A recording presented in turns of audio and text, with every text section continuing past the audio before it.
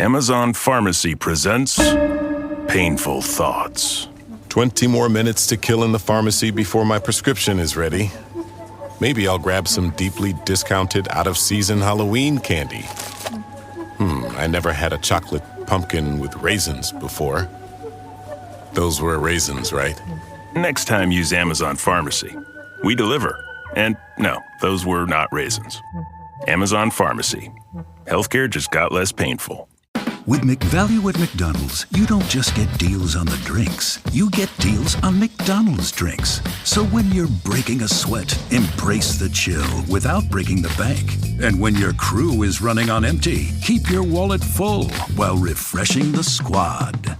Grab a cold drink at a hot price, like a refreshing Coke Zero or sweet tea in any size for only $1.49. Price and participation may vary. Cannot be combined with any other offer. Ba-da-ba-ba-ba. This podcast is sponsored by Talkspace. You know when you're really stressed or not feeling so great about your life or about yourself? Talking to someone who understands can really help. But who is that person? How do you find them? Where do you even start? Talkspace. Talkspace makes it easy to get the support you need. With Talkspace, you can go online, answer a few questions about your preferences, and be matched with a therapist. And because you'll meet your therapist online, you don't have to take time off work or arrange childcare. You'll meet on your schedule, wherever you feel most at ease. If you're depressed, stressed, struggling with a relationship, or if you want some counseling for you and your partner, or just need a little extra one-on-one support, Talkspace is here for you. Plus, Talkspace works with most major insurers, and most insured members have a $0 copay. No insurance? No problem. Now get $80 off of your first month with promo code SPACE80 when you go to Talkspace.com. Match with a licensed therapist today at Talkspace.com. Save $80 with code SPACE80 at Talkspace.com.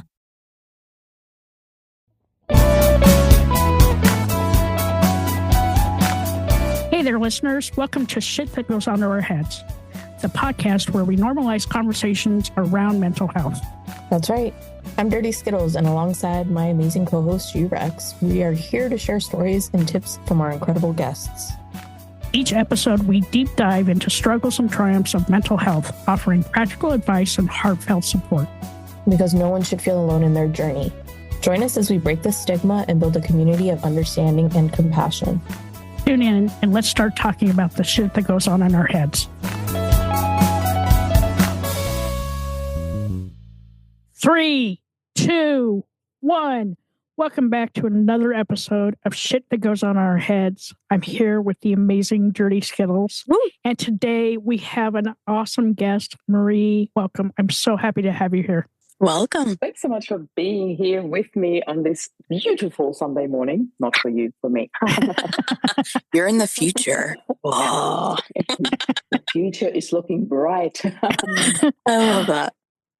I think that's awesome because the future's not looking so bright here in the U.S., but if it's looking bright in other parts of the country or the world, I'm so happy for you. Yeah, there's got to be some places, hey.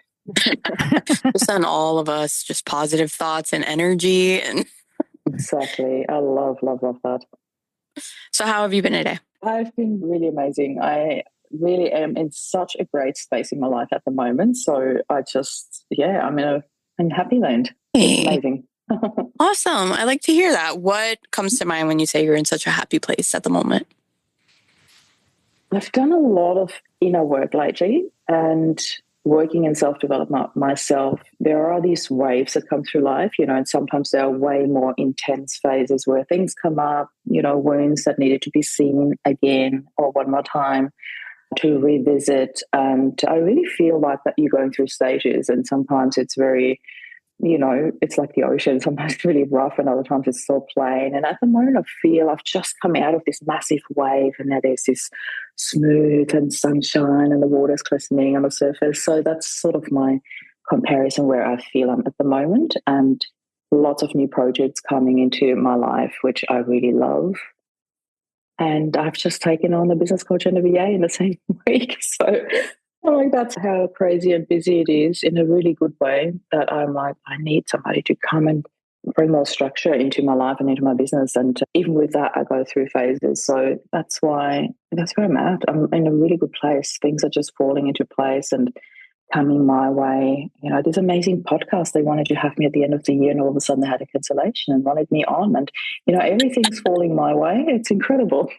I love that, though. I mean, because I would imagine throughout like all your seasons of life, it's not always been calm and relaxed. Oh, no, yeah. Not at all. I've seen the rough seas and I've come through it. Yeah. What, I guess like all of us.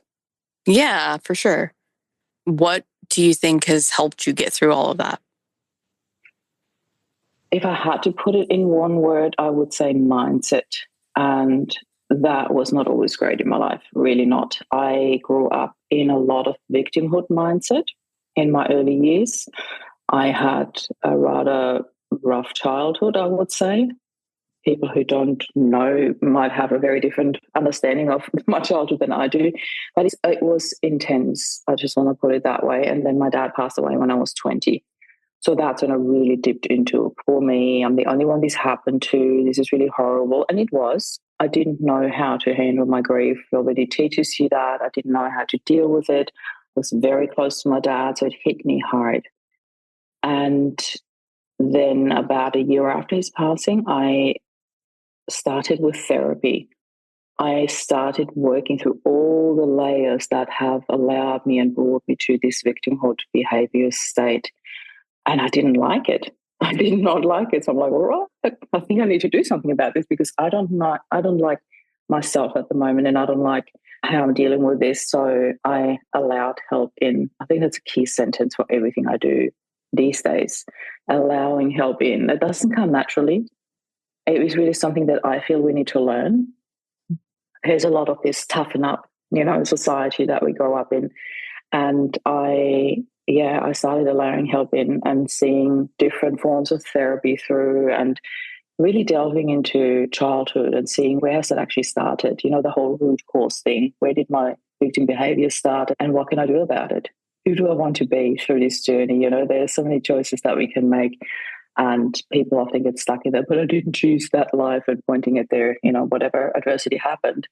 And I'm like, but you can choose what you do with it. And I'm pointing towards the future, And I had to do that to myself as well. I needed to remind myself that we do have choices. It's all about, so what are you going to do with it? Yeah. Did you say you started therapy at 21, a year after your dad passed? That is, I'm thinking of me at 21. I don't think I would have had the mental capacity to understand what I was going through. So how did you find that at 21? There's a really beautiful story to it. I have hardly shared this on podcasts. Not that I don't want to, but the question hardly comes up. So thank you for asking me. I noticed a very unhealthy relationship pattern after my dad passed away. I was in a long-term relationship when my dad passed. We were together from 18 till 21. And he was like, that third son for my dad in my family, because I've got two brothers already. And he didn't have a dad, or he was not in his life, let me put it that way, at that stage. So he became very close with my dad, and we spent a lot of time together. But after he died, our lives went like V-shaped, like literally two completely different directions, because I had to grow up really fast, and he was still in the same state, basically. And that really became quite apparent the more I started, first of all, falling into this hole and then wanting to climb out of it. So I went through this roller coaster of life. And to cut a very long story short, I went into 3 very short-lived relationships in that year after my dad's passing. I tried like a couple of months here, a couple of months there. And it was not until way later that I realized why I attracted that into my life, because there was this huge fear of loss. So I subconsciously chose those where I knew I'm going to walk away. It's in my power. They can't hurt me, So I chose relationships where I really knew there's no future. But that was all subconscious. So, I discovered that later. And a really dear friend of mine, she handed me this book and she said, Marie, I think you need to read this. And it was by Robin Norwood, Women Who Love Too Much. And that whole book was about unhealthy relationship patterns. And if you do recognize yourself in those behavior patterns, I think you should go to therapy. So that is the book wrapped up in 3 sentences. And I came to the end of the book and I'm like, I think I need to go to therapy. This is me, you know. So without that book, I don't think I would have been there that early. And I only just had this conversation last night, actually, about, wow, you started therapy with 21. I'm like, yeah. And I think that your life really, you know, those video games when you come to this spot and all of a sudden this character just, you know, zooms. I don't know what that video game is called. You might know it. My boys used to play it. And that's, to me, what happens when you hit adversity in your life. You just grow up a lot faster than others. Yeah. And that's why I think I got into therapy a lot faster than others. Yeah. I think it's pretty cool that your friend was there and like recognized that there was. She literally saved my life. I'm not saying that lightheartedly. Yeah, she recognized that you were spiraling and, you know, she just wanted to help, and that was her form of help. And I think those are the greatest friends we have in our life is when you have somebody that can really identify that you are not you. Yeah. She was incredible. She's been huge support for me over the years. And that, although I moved from Austria to Australia and she moved to Denmark, so we live worlds apart now, and still she's such a positive influence with things like that because she was ahead of me at that stage in terms of self-development. So she knew. So thank you, Isa, in case you're ever listening to shout this. out Isa. I love this. Love. Yeah. Thank you. And what a way to like deliver the message, right? Like not forcing it down your throat, but giving you something that you can consume on your own time and sort of digest and get to that place. That's, I mean, 21-year-old Dirty Skittles. I don't know that I would have even read the book. So, I mean, to some credit to yourself, you know, you took the step. You. Yeah.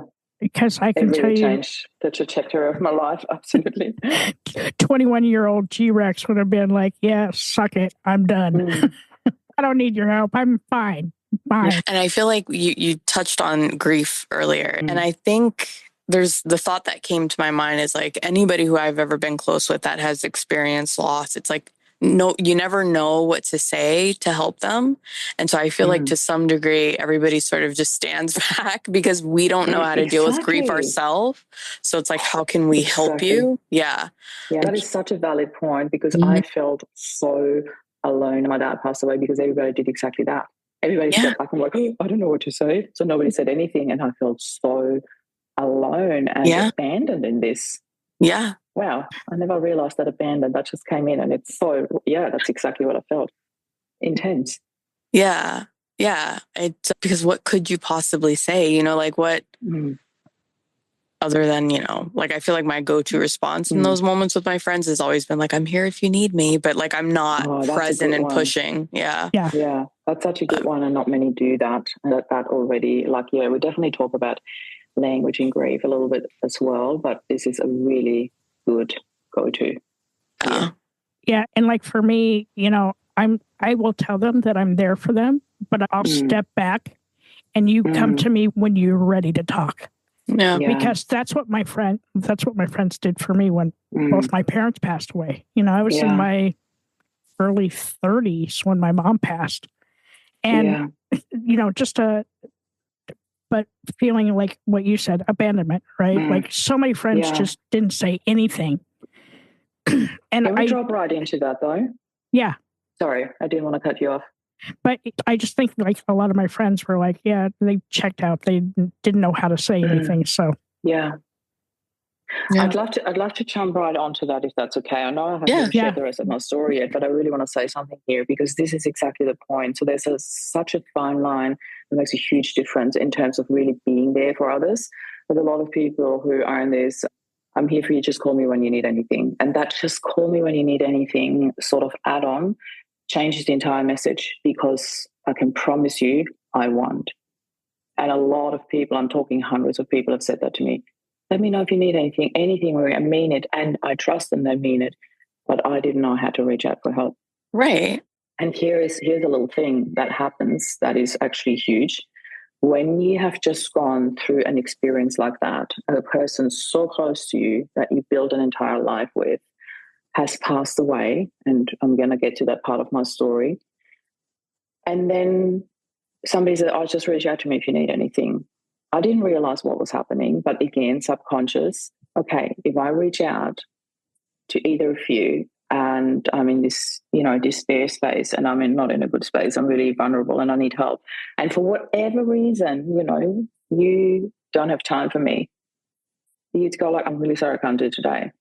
There is rejection. And then, there's this next tiny little feeling of loss, I want to say, or grief, she's not there for me. And that is why I'm not going to reach out, because I'm going to spare myself that additional heartache. I'm not going to ask if there's the tiniest chance that you wouldn't be there. So I want to change it too. And I often say that to people, when you have somebody in your life that has just gone through something like that, somebody in their life has died, or even divorce, there's this feeling of grief, then please be kind to them and go that tiny little bit further than I'm here for you, and go like, I'm coming over next week. Do you prefer Tuesday or Thursday? Or I'm cooking for you next week. Yeah. Do you prefer chicken or pasta? Give them two super simple choices and mean it that you're there, because then I'd really love to drop in tomorrow. Are you around? And it gives them the chance to say yes or no. It makes it simple. It's a yes or no. It's a chicken or a pasta. It's a Thursday or a Tuesday. Make it simple and mean it. Don't just go like, I'm here if you need me. Because I can guarantee you, I need you now, but I'm not ready to say it. Right. And that was time to understand what was happening in my subconscious, that fear of rejection that holds you back from actually reaching out when you really need it. Yeah, that is exactly how I would interpret it too, right? Like, I know I have a friend, and she lost her mom. And I remember being almost like paralyzed with like, how do I show up for her? Because I don't know how I would take what happened, right, in my own personal life. And I remember I remember thinking like I would never burden my friends, even if they said, call me if you need me. I wouldn't want to burden them. And so all we could do, I remember me, my husband, and my mom, like got my whole family involved, that we all just made freezer meals and just dropped them off. We didn't ask questions.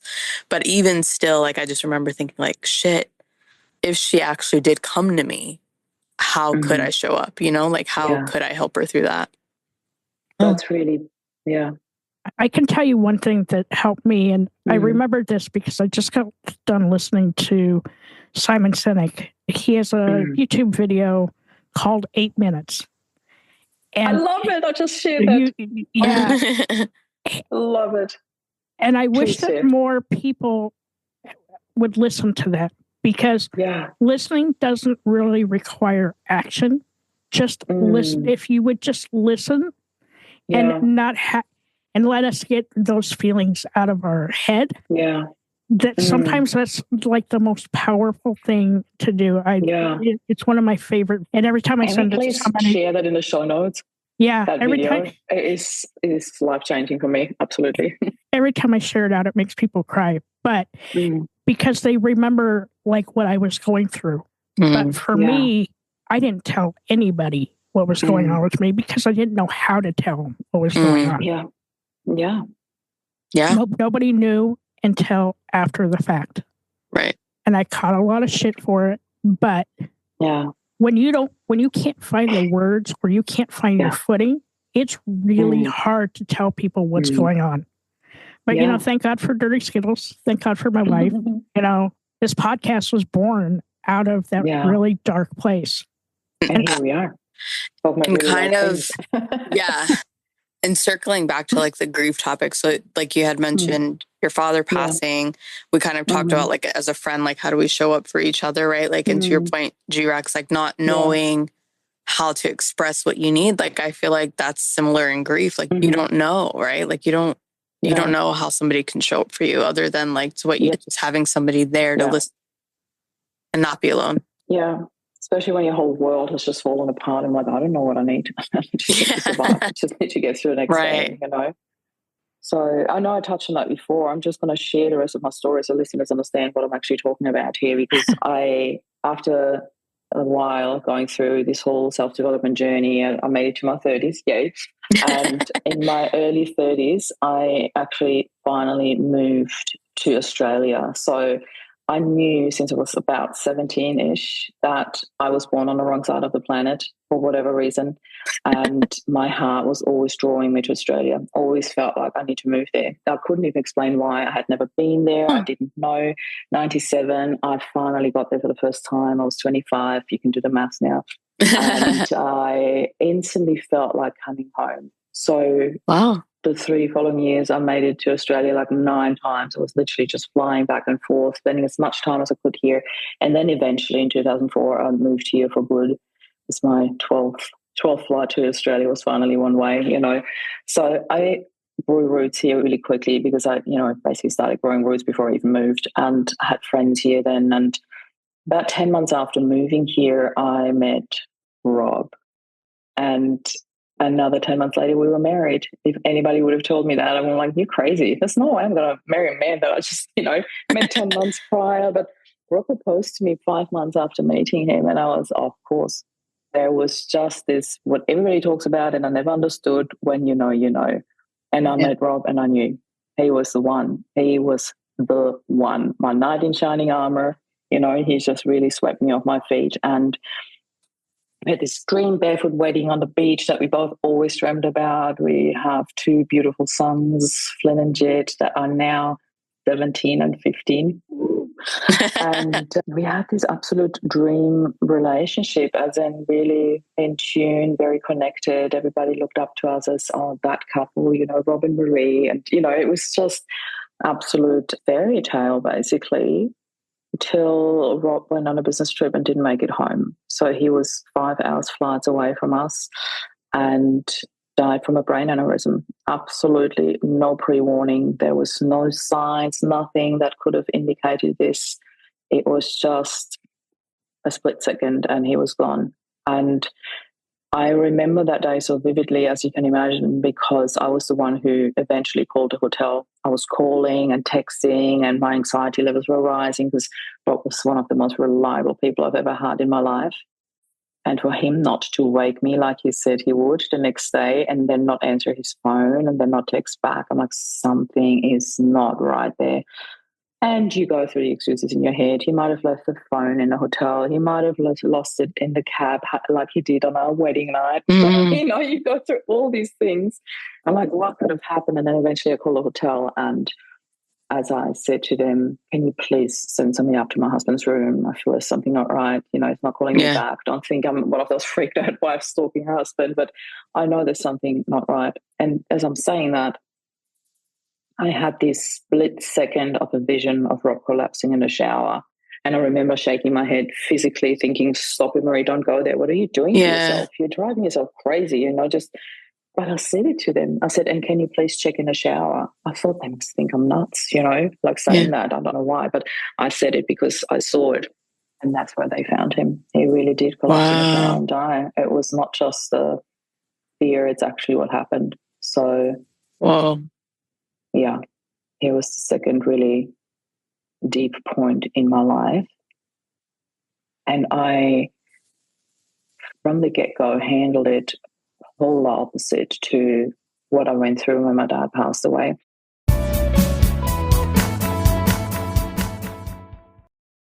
Amazon One Medical presents Painful Thoughts. I've been on hold to make a doctor's appointment for 23 minutes now. The automated voice has told me 47 times that my call is very important to them. I'm starting to think that they don't think my call is important at all.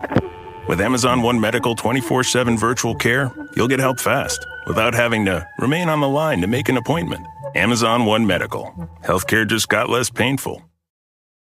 Filtrete brand air filters help capture unwanted particles in your indoor air, like dust, pet dander, bacteria, and viruses, and have similar airflow across all MERV and NPR levels. Now available in more dimensions and sizes.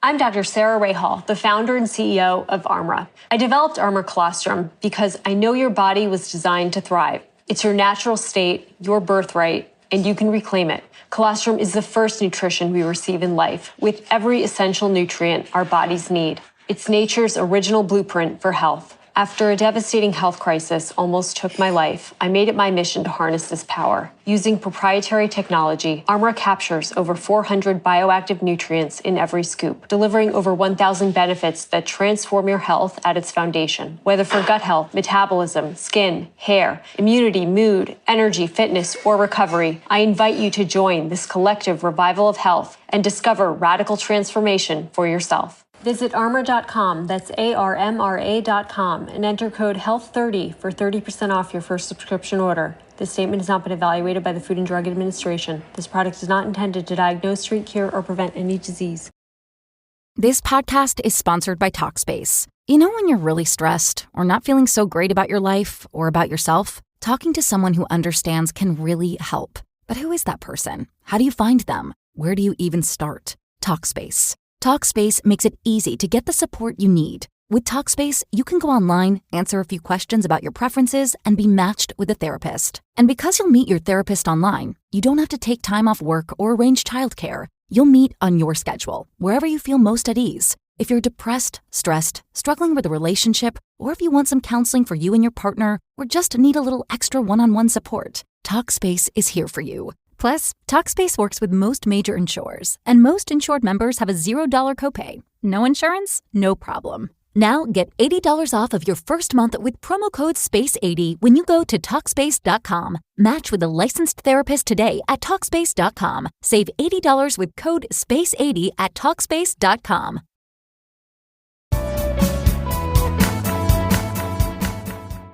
So I'm going to delve right into that as well, because I often talk about the hidden gifts in adversity. And for me, one of the hidden gifts in the adversity of my dad dying was for me to learn how I didn't want my boys to go through this. And Rob and I, another hidden gift, actually had the what if conversation about 3 years before he passed. Rob came past a fatal accident that night, and he was on his way home from work, and he rings me up and goes, "Babe, I'm going to be like 2 hours late. Heathcote Road is closed." And that's like a road going straight through the national park. There's no way around. If you do a detour, it's like a 2 hour at least. And we learned that a young dad has lost his life that night. His daughter, 16 months old, first time mom at home waiting for him to come home. It was horrible, absolutely horrible. So that night we sat on our bed and had this conversation. What would you do? Our boys were so little when we heard that. They were probably about 5 and 7, maybe, if even 4 and 6. Yeah, 5 and 7. So we talk about that. And the outcome of our conversation was, if something was to ever happen to me, I would want you to create the happiest life possible for you and the boys, because that's what love is. Love just wants you to be happy.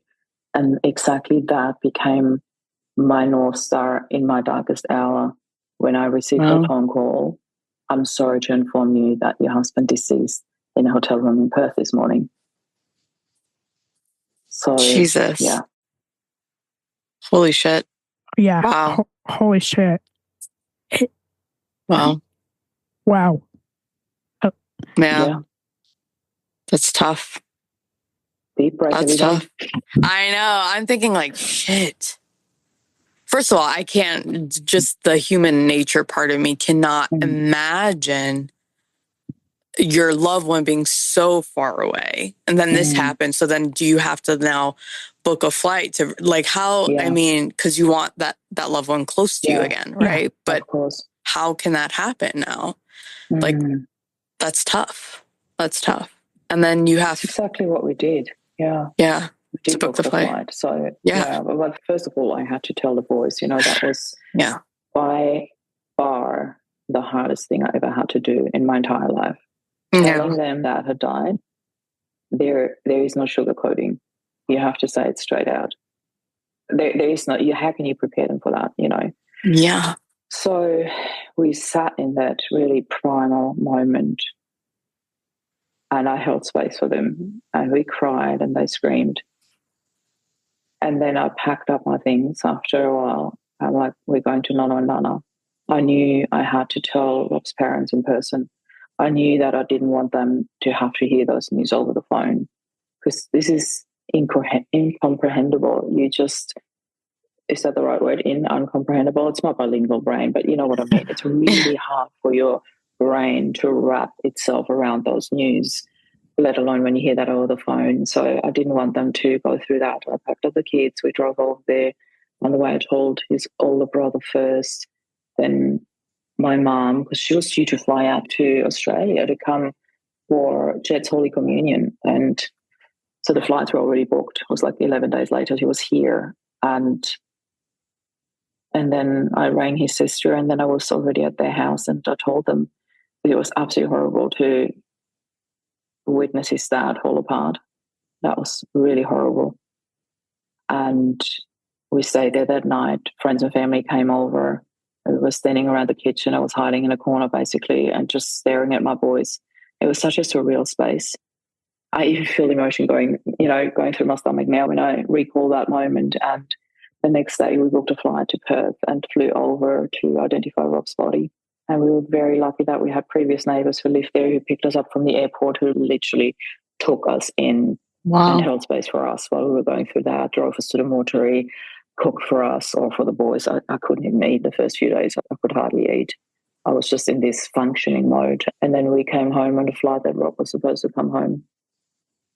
Jeez Louise. Yeah. It's almost, there's certain parts of what you've shared that almost feel like divine intervention at some level, right? Being pulled towards a place and not knowing why, finding the love of your life in that place, having this conversation months before you have to actually live it, and having like that North Star to lead you through all of that. Yeah.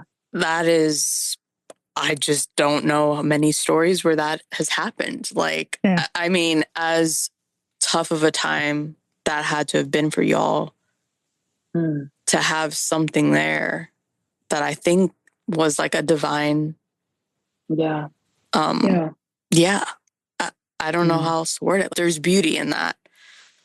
There is. That's what I love talking about these things. I agree with you. You know, most people wouldn't even call it, oh, there's beauty in that. They just look at all the horrible things or the really deep, mad emotions like grief and sadness and primal falling apart and all of that. I had my fair share of that after the funeral was over. But I also had this absolutely, I call it my spiritual epiphany a few weeks after I passed. I was standing up in our bedroom and all of a sudden it hit me so deeply and so beautifully that I thought, I didn't feel it beautiful at that time. It did come a little bit later because I needed time to process it.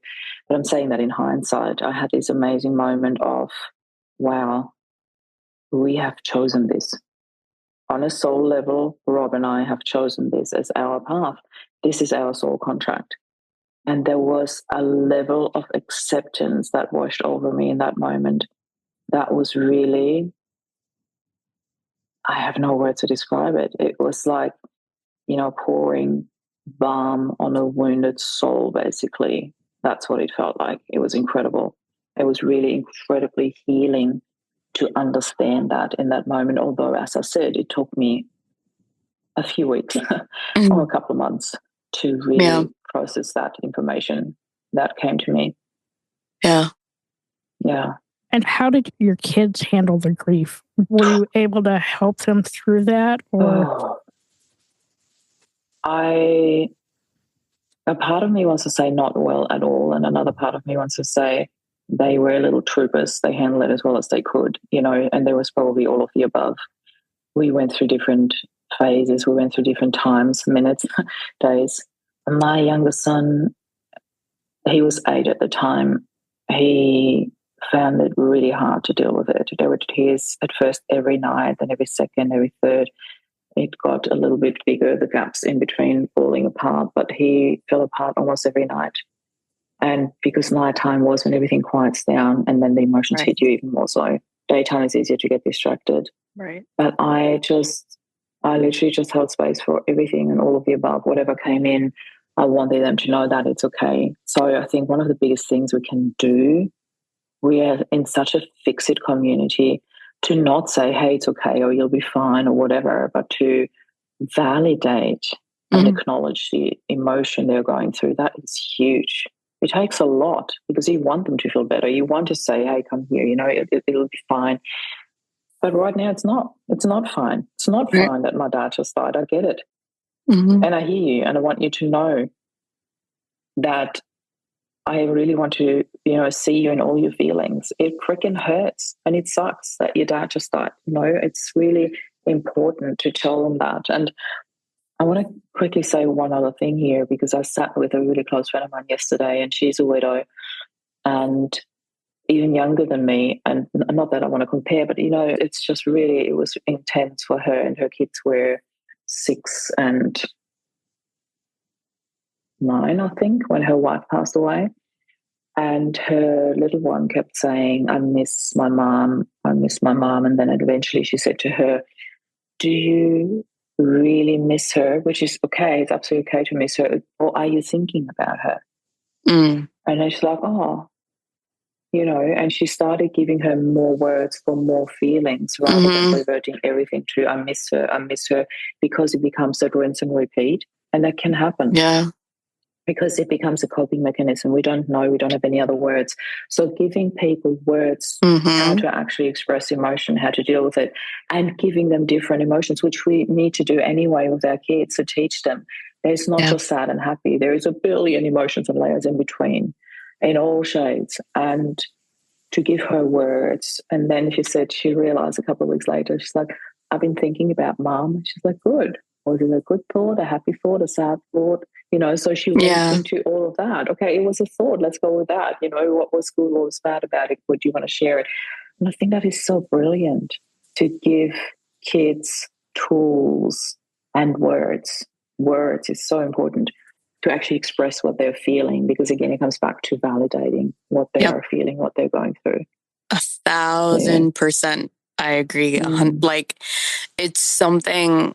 Before we had our son, I remember trying to be very mindful and the things, the qualities I wanted to make sure we showed, or, we taught as much as we could, and giving words. Because I know how therapeutic it is for me. Like, if I'm going through something, or we have guests on the podcast at times that I can relate to the story, and they say something, and it's like, that was what I needed, was those words to nail exactly what this emotion is, or exactly what that is. And so that's one being seen. And there's almost a release to it too. Once you can identify it correctly, it's almost like you can move on, or not even move on, but you're able to move through it instead of cycling. Continue processing through it. It's just, next level, next step. Right. And I think what's hard is, like, in schools, right, for kids, even like when I was growing up, we didn't talk about that, right? Like, they didn't help us come up with those. They didn't help us with those words. And so you go, later on in life, and you're like, well, like, I don't have a word for this. I don't understand. And that's kind of how I felt. Like, I didn't have a word. And grief is not taught at schools. And it's actually quite shocking when you think about the statistics. I know that here in Australia, 1 in 20 children loses one or both parents before they turn 18. And I had a lady on my podcast only a couple of weeks ago, and she said in Utah, or in America, I'm not really sure if it was just Utah or America, I believe it was Utah, it was 1 in 14. That's huge. And I'm like, with those statistics, how can we not teach that at schools? And she's actually doing a grief awareness program, and it started in Utah. And so I want to give a shout out to Children's Collaborative as well. They're doing incredible work. Children's Collaborative.us. So just look it up. It's incredible. They do these grief awareness programs in schools, and we need that. We need that so badly. Kids don't know. This is where it starts. Other children don't know what to say to a child that had just lost his or her dad or mom or whoever. They don't know what to say because they're not taught. They're not taught at home. They're not taught at schools. And we need to normalize these conversations. We need to be able to talk about death just like everything else. But people still find it really confronting, and they find it uncomfortable to talk about death. Like, take me to a party. What do you do for a living? Beep, beep. Gather around. It's like, I still don't know how to say it without the energy in a room dropping. I'm like, and then I feel like I need to, do therapy on them and go like, it's fine. I'm in a good space. And then, you know what though? If I was at that party and you would say that, I would put that like file it away over here so that when I need that, I know somebody that does. Yeah. Yeah. I think, I agree. I think grief and dealing with that is something we should teach, but even more, I think just emotional intelligence. Like, why don't we teach children what they're feeling and how to get through that? Like, it blows my mind, the things I'm learning as an adult. And I have to bring up this movie again, but the Inside Out freaking series, both of them. I just am so happy to see that is communicated to children, because it's something that I hope, should my son ever feel those emotions, he can identify what they are, because he's been taught now. Like, he saw it in a movie and he loves them. So I'm like, how old is your son now? 7. 7. 7 years old. Love it. Yeah, such a good age to teach him that. Yeah, he's pretty. And that was one thing that I knew I wanted to do, was I didn't want to hide how I felt. Like, if I was having a bad day or if I felt anxious, I didn't want to have to lie. If he says, Mommy, is everything okay? I didn't want to be like, oh, I'm just tired. No, I wanted to say, I'm anxious. Right, I'm anxious. I feel overwhelmed because this, or, to a level that he could understand, so that he could, he knew that those emotions existed, I guess, was the goal. Yeah. You're an amazing mom. Oh, thank you. She is. She's a badass. A lot of thought into, very mindful. She's a badass. I will always say that she's a badass. So, go ahead. No, go ahead. I'm thinking about my question. I was thinking, I wonder if your children knew that you could relate to what they were feeling in that moment, because you had lost your parent. Like, and I put that out there because I don't think until I was in my 20s did I understand that my mom was a human being and not just my mom. And finding out that she had real life experiences and things that she had gone through, and seeing her on like a human level, I think. So I would hope that, if I would be able to look to her for guidance, because she herself was a child who lost her parent. You know what I mean? Yeah. I know from fact now, and it took me a little while as well to really own that I am an outstanding mama bear to them. I really am. And I own that. I'm not saying that from a space of ego, because I'm keeping it real, because I have fallen apart, because I had a breakdown in front of them and then pick myself up and explain to them what just happened and why and where the emotions were coming from, and that I couldn't hold them for myself, and that I needed to go and get help. So I kept it very real from the beginning. And I also knew that I had to pick myself up. So I mentioned it twice now, so I'm going to quickly share this. On the day, so coming back to the timeline, my mum was booked to fly out to Australia 11 days after Rob died. And then we had the funeral after she came here, midweek funeral on a Wednesday, 500 people there. It was incredible. It was such a celebration of life for Rob. And I love that we did that way. There was laughter in the room. There was lightness. There was joy. There was love, and there were tears. So it was all of that. And that, to me, that's how it needs to be. And then the same week on a Sunday, we had the Holy Communion for Jed. And that night, I had an absolute breakdown. I fell apart because everything that needed to be done, under big quotation marks, was ticked off the list. So there was no immediate strength needed anymore, and I fell apart. I went into this. The boys were fighting over brushing the teeth upstairs, and so it just, unfolded very quickly. This little avalanche, and all of a sudden, and I burst. And it was the sentence that came out was, "I just need peace and quiet." I literally yelled it out from the bottom of my heart, and as soon as I had said it, there was no returning. It was like this valve had opened that I couldn't push close anymore. And I kept saying this sentence louder and louder, and was screaming it. And then I was literally primal screaming it on the top of my lungs. I was whacking the kitchen cupboards. It was falling apart. I found myself on the kitchen floor. I don't even remember falling. It was such an out-of-body experience that all I can remember was me watching myself whacking the kitchen cupboard, screaming. And then it was just pitch tone, primal scream. And then everything was silent. And the power that I felt in that moment, I cannot even put into words. It was ridiculous and so scary.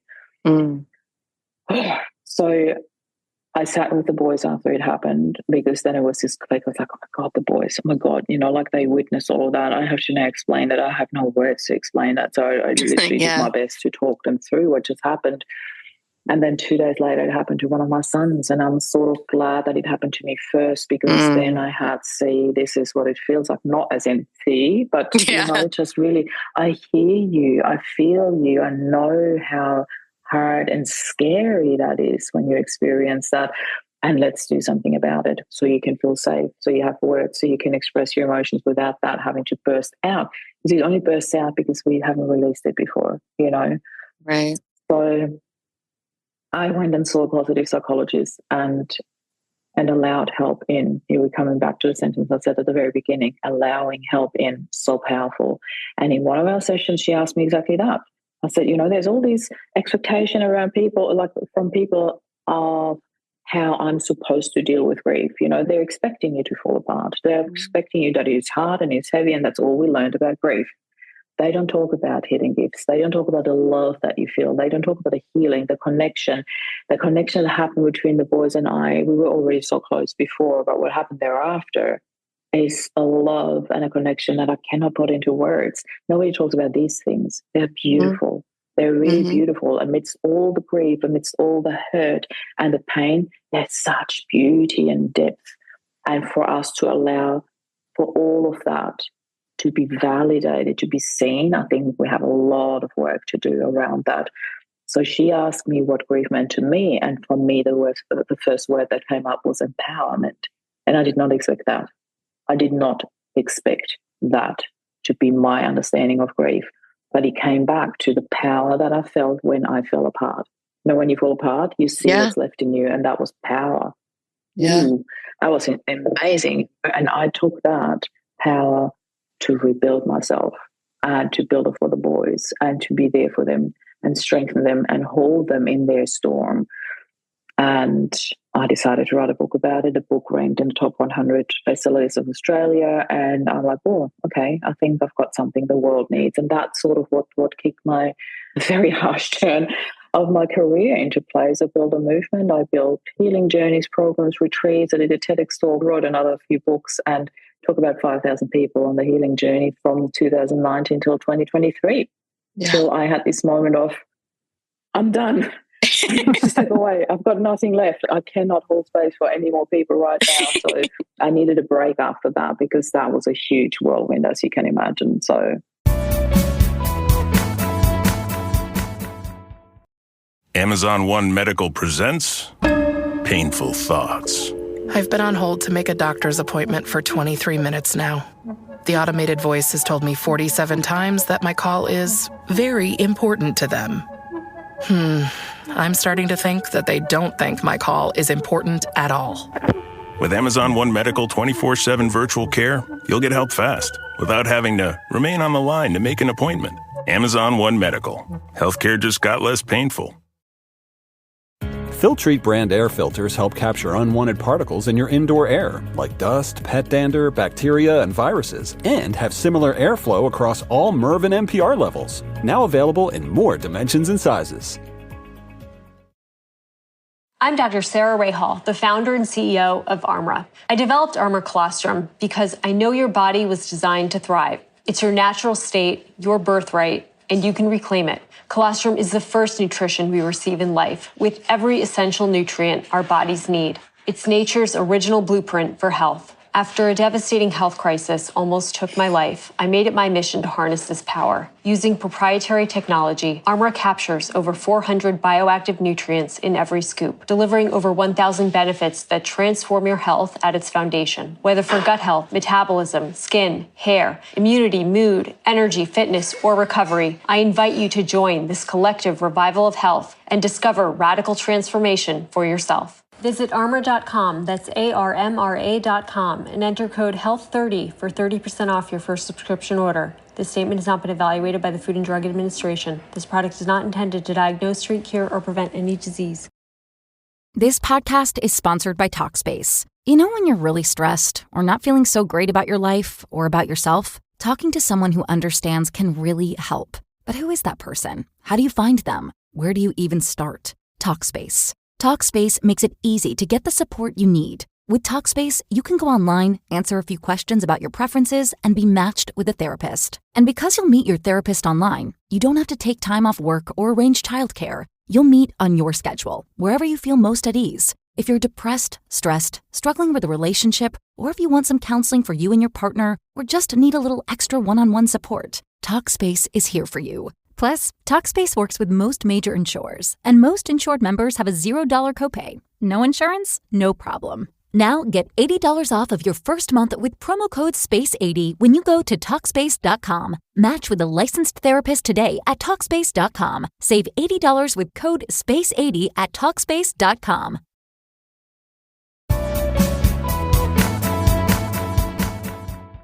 That empowerment and grief. You saying that whole sentence, like my brain cannot even get there yet. I don't think I've ever felt that before. Like feeling power when your world is falling apart, when the control is gone and you're left bare, right? Like that is you at the root of whatever it is you're going through. Yeah. Yeah. I can't even imagine. I wish you were around.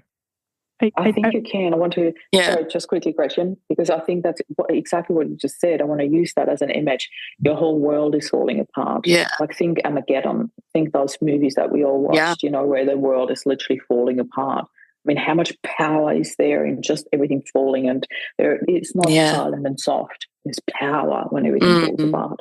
And that's exact power that I felt, that I knew I could harness or wanted to harness. I didn't know that in the moment. Trust me, not at all. But then, when I had the person holding space for me in such a safe way, that's when I could recognize it. That's when I could tap into that power and actually start harnessing it.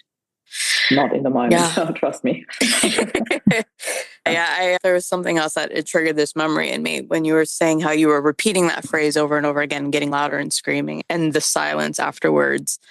I remember I had a friend too. We had gone out. It was upstate New York. Everybody was drinking.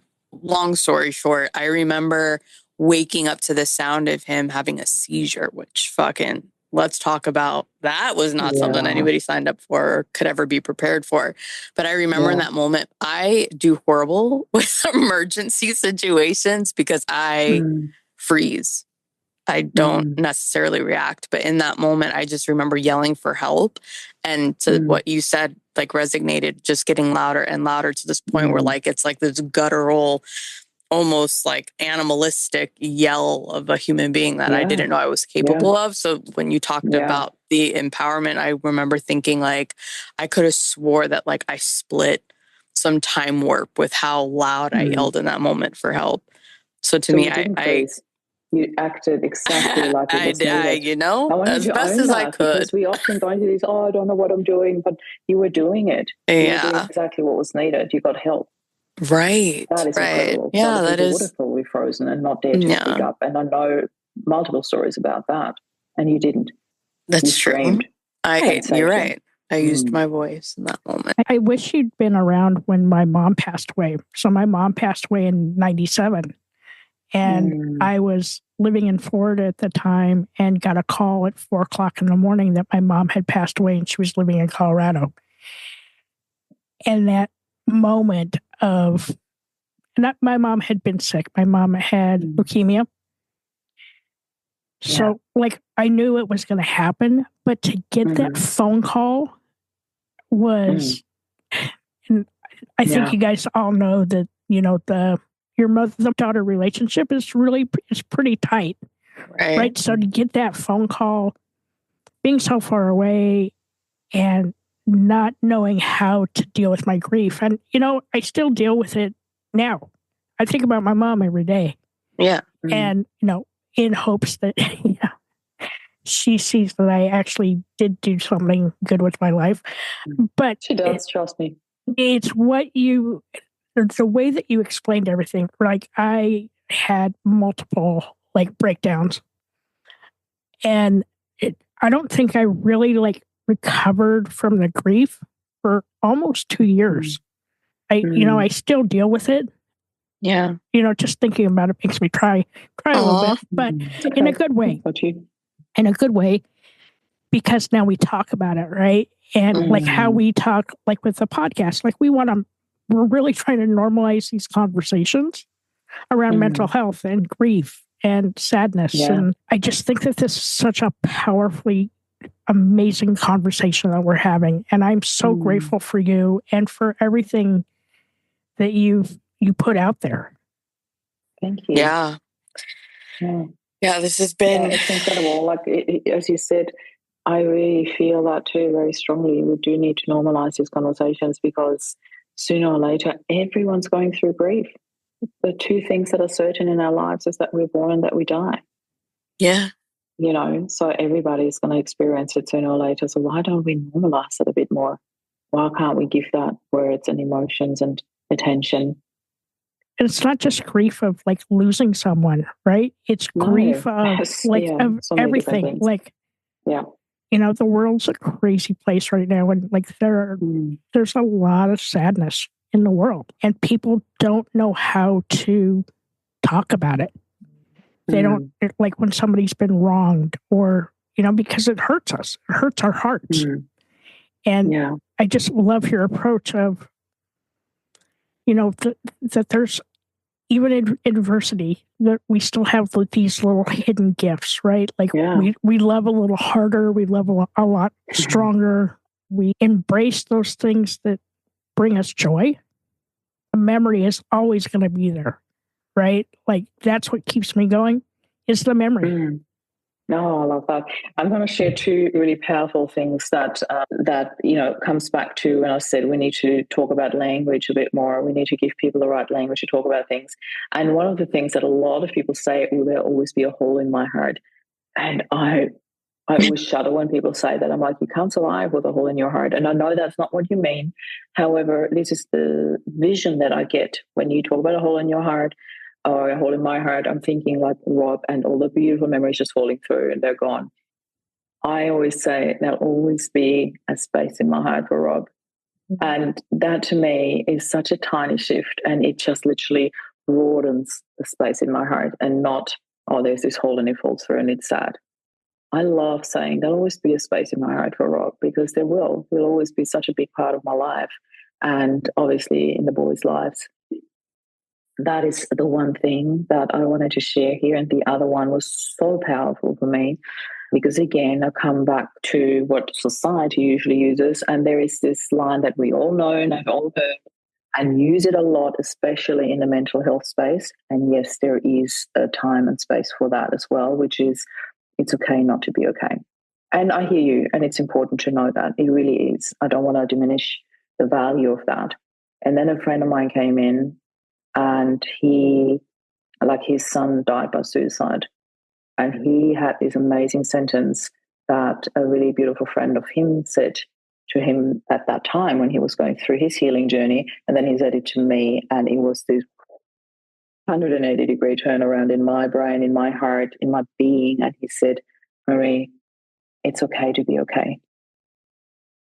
Whoa. You know, that was so powerful. And I want to say that in particular for you, Gretchen, you know, when you think of your mom, it's okay to be okay. It's okay to live your life wholeheartedly. She would want nothing else for you but that, but joy and being alive and taking it by the horns and just riding that bull and just woohoo, go through life, cheering and doing what she can't do anymore, you know. So for me, there was also that I want to live my life to the fullest because Rob didn't get that chance. Not just for him, but also, and for me and for the boys, exactly like I promised it. Make the life and create the happiest one possible for the boys and you. I'm doing it. I am doing it. And I'm loving it. And I know he was freaking proud of me. Yeah. I love that you said that. You're living life to the fullest because he's not here to do that. And like, that's, I think, where the beauty that I see in this story is that, you know, like you mentioned, celebrating his life. It was a celebration of life. And I think that carries on after those that we love are gone, right? Like we still have the rest of our life to live, and we shouldn't have like the hole in our heart. They are still a part of our decisions. So I love that you said that. So I have one thing for you, Dirty Skittles. You know, you always talk about, you know, the folder on our phone of photos that bring us joy. Yeah. So in my folder of things that bring me joy are 4 or 5 pictures of my mom. And every now and then they cycle through, right? So I have it on like a loop. And the picture came up the other day, and I was being like super creative. Because now that I'm working for myself, I can have all this immense free time. But I wrote a letter to my mom. Like it was a letter that I wish I'd written when she was alive, but it made my heart feel good. And for me, that was like still processing the fact that she's gone, but knowing that she would be so happy to see that I took all the pain in my life and turned it into purpose. 100%. May I give you another little gift, Gretchen, especially for you? Yes. I would love for you to take the next step as well, if you want to, or whenever you're ready. Because this is something that I often say to people that I work with in the space of grief, to take that letter to another level. And I think it's important that you wrote that letter first. And now that you've done that, to step into your mom's perspective and write a letter to you now. Where you're at now. Yeah. Your face just lit up. That's deep. Yeah. That is deep. But like, I'm already thinking about it now. Yeah. Wow, where have you been my entire life? Like, it's been in over Australia. 20 years. It's been over 20 at that years. stage, I was still in Austria, actually, in 97. That was when I first flew to Australia. In October 97 was my first flight to Australia. Awesome. Yeah. But that is so powerful, because often when I came up with that exercise at the retreat, people were like, oh, yeah, we're right. And I was like, oh, different letter. They all think they know what's coming, and they talk about the letter that you have written. And I think it is really important and beautiful. And I think this next level is where the healing then comes comes in even stronger. I don't want to say the other one doesn't bring healing, because it does. But then, stepping it up a notch and really stepping into the perspective of your mom, looking at you now, what you've done with your life, how you said yes to life, how you made the decision to keep going and celebrate, and what you do now with such an amazing podcast, where you offer something that is so needed in this world, to talk about things that are not easy to talk about. So, yeah, this has been the best therapy session I've had. This is perfect way to end our day, right? Like, I'll send the invoice later. I'm just will you? Okay, great. Like, do you want that in US dollars or Australian dollars? Or you just let me know. But this has been, it's something I needed to hear. And I appreciate you so much. Yes. I feel better. I feel better. Lighter. I feel lighter. Yeah. Like, how you have like a weighted x-ray blanket on? Yeah. I feel like I can peel some of that off. Because you can just let it all go if you want to. But if you want to hold on to it for a bit longer, that's up to you. But Okay, I have 2 questions for you. Question number 1. All right. If you could go back in time to visit a younger version of yourself and give that younger version some advice, what would you say? And how old are you when you go back? Oh, 12 came up. No idea why. Where was I when I was 12? Oh, okay. So when I was 12, this is when I turned from being a mama's girl to a daddy's girl. And my dad became the most important person in my life. And we moved to this amazing winter tourism place in Austria, where we had the frozen waterfall in the middle of town, and everything was just so picturesque and beautiful. And I feel that to me was a fresh start in life to becoming who I was, like really no more hiding away, fresh start sort of out of the childhood that I knew into new opportunities. And what I want to say to my younger self is, here it is, love yourself. Everything in life that needs or wants success needs self-love as the base, whether that is business, whether that is relationship, whether that is healing. If you don't start with self-love, it's like building a high riser on sand. You need to build the base first. for it to keep standing. Anything else will just crumble. That, I think, is the most important message, and I really deeply wish I would have learned that earlier and not when I was almost 50. I love maybe that. 50. Yeah. That's how I learned that lesson. That's how long it took me, and I really wish I would have learned that earlier. Yeah. Second question. So far, what has been the hardest lesson that you've learned? I think it's the same answer, to be honest.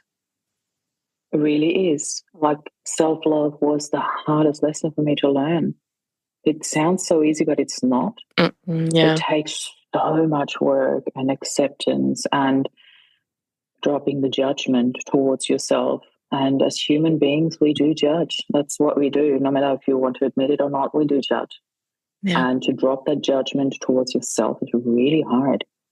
Right. And to go like, I love myself despite not feeling or being or looking the way I think would be my ideal, to start with love and acceptance first before we do the changes. Really think, a perfect example for women, if I just lose 20 kilos or 10 or 5 or whatever your number is, then I love myself. I've done it that way around, and I did lose the 20 kilos and I still didn't love myself. And then I put it all back on because I need to learn the hard way. And then I loved myself, and then I could actually start doing it in a healthy way because now I love myself, and now I want to nurture my body because I love myself. And not I have to lose so I love myself. You know what I mean? Right. The whole self-talk that's going on. It's just such a basic example. That's why I'm using it, because a lot of people would be able to relate to that. Right. And really starting with self-love again, I think, that's what I would like to tell my younger self. And it was definitely by far the hardest lesson to learn for me. I'm still learning, I think. Yeah. Thank you. I'm 61. I'm still learning. I have 2 questions for you. So the first one is, if your anxiety had a theme song, what is it and why? In my head, like everybody's running around like crazy in the arena. Yeah, there's fire breathers. Yeah, it's so funny. The very first time, Casey gave me a little bit of a heads up, and I completely forgot that question. So thank you, because the first time you asked me, I know it was a Fraggle song that came up, but now it was. Yeah, that's probably I'm going with that. That is so perfect. And then the second part of this question, there's going to be a third part. What is your favorite word? Love. And what's your least favorite word? Sorry, I'm not just using it because it's the polar opposite, but it is really a word that I've been saying to my boys from when they were really little. Hate is a really strong word. You only use it when it's really necessary. You might dislike spinach, but you don't hate it. I think it is not just because it's like the basics, love and hate sort of thing. It is because, to me, everything is love. Everything else is just the absence of it, really. But when I think of that, there is a lack of, it comes back to what we said before, the emotional intelligence that we don't teach it at schools. It comes back to a lack of words when we revert to words like hate. It's like the first word that comes up when something don't like it. I hate it. And I'm like, I always said that to my boys, don't use the word. It's so harsh. Like, what is it actually that you're feeling? It doesn't taste nice. It makes me feel yucky. I don't like it, whatever. But, can we just fine tune our language a little bit? That would be really good. Love that. You can use those words on Little Nugget. Yeah. Fine tune your words. Fine tune your words. Yeah. So how can our listeners find you? So you fly to Sydney and then you just go a little bit south on the train. No, I'm just kidding. You go to mariealessi.com. That's my website. And from there, there's literally everything in terms of social media where you want to connect with me. Everybody got their preferences. I spend a lot more time on LinkedIn these days than I ever do on Facebook. I love being on Insta. I love chatting to people. As you can tell, I'm a chatterbox. So if you want to have a chat to me, there's a book a call with Marie button on my website, and it's really me answering that and being there. And if there's anything you want to do, find out how you can work with me, or just say hi, just connect with me. I'm here. I love that. Thank you. Thank you so much for being on our podcast. Yes. I'm so honored to have you here. Thank you. Hi, all. Thank you so much for listening to this episode. I'm G-Rex. And I'm Dirty Skittles. Don't forget to subscribe, rate, and review this podcast. We'd love to listen to your feedback. We can't do this without you guys. It's okay to be not okay. Just make sure you're talking to someone.